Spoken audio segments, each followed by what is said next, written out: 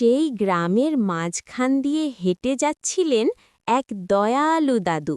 হঠাৎ বরফের মধ্যে দাদু একটা সোনার কলসি দেখতে পায়। দাদু অবাক হয়ে গেলেন, দুহাতে তুলে কলসিটা নিয়ে এলেন নিজের ছোট্ট ঘরে।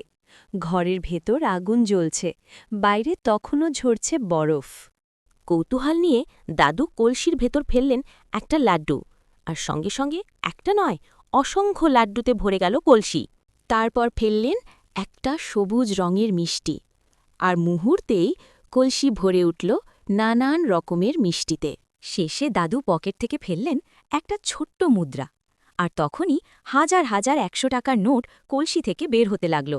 দাদু বুঝে গেলেন, এই টাকা নিজের জন্য নয়, মানুষের জন্য। তাই দাদু টাকা নিয়ে দোকানে গেল। দাদু গ্রামের দোকানে গিয়ে কিনলেন গরম জামা, মোটা শাল, দস্তানা, শিশুদের কাপড়। এক এক করে সব মানুষকে দিলেন সেই কাপড়। ঠান্ডায় কাপা মানুষগুলোর মুখে ফুটে উঠল হাসি। বাচ্চারা আনন্দে দাদুকে জড়িয়ে ধরল।